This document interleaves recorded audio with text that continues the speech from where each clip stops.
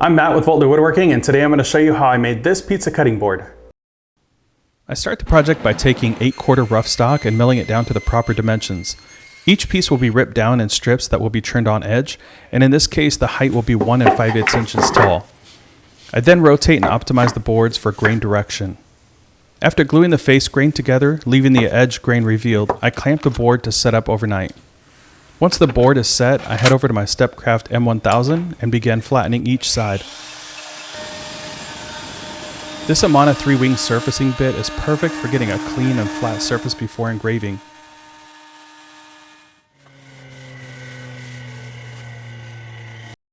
If you love this type of content, be sure to subscribe to our channel and go ahead and hit that bell so that you'll be notified on all of the new videos when they're released. Also, don't forget to follow us on Instagram at ToolsToday. Next, I begin with my 30-degree Amana bit from ToolsToday to add the logo and detail of the board. This bit does really highlight the detail in the logo.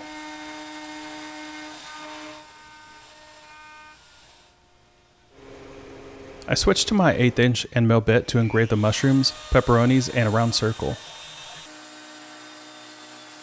And then for the profile cut, I'm using my Amana 1/4" downcut bit.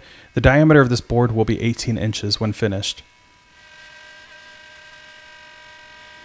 I wanted a rounded edge on the board, so I used this 3/16 roundover bit at the router table for both top and bottom of the board. All of the Amana bits I got from ToolsToday made this project go so smoothly. The bit I used for the handle portion of this board was no exception. I used the R Cove Bit, keeping firm pressure on the board against the fence. I made sure to inch up on the cut, taking no more than a 1/4 inch pass each time. This ensured I was working safely and keeping an eye on grain direction. To fill the engraving, I'm using a 2:1 epoxy. I add green for the bell peppers, injecting with a fine needle to get in the recess with minimal cleanup needed. Next, I add red epoxy for the pepperonis, white epoxy for the mushrooms, and black for the circle and rest of the logo. I let the epoxy set for a couple days before sanding down and fixing any voids. I start sanding down the board and epoxy with 220 grit, working my way to 800 grit to the top portion of the board. I love this part of the process because you can start to see the colors pop. To finish the board off, I add some food-safe mineral oil to soak in overnight. This part is just so enjoyable for me. Then I add my mixture of beeswax and mineral oil to make the board shine. And for the last part of this project, I'm going to recess some holes using my Forstner Bit and add some rubber feet to the bottom of the board.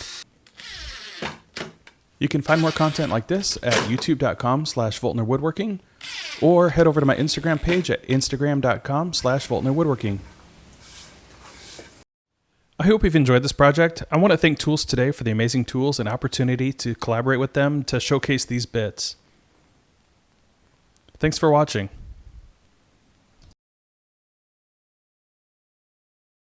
If you love this type of content, be sure to subscribe right over here. And for more great videos, click right over here.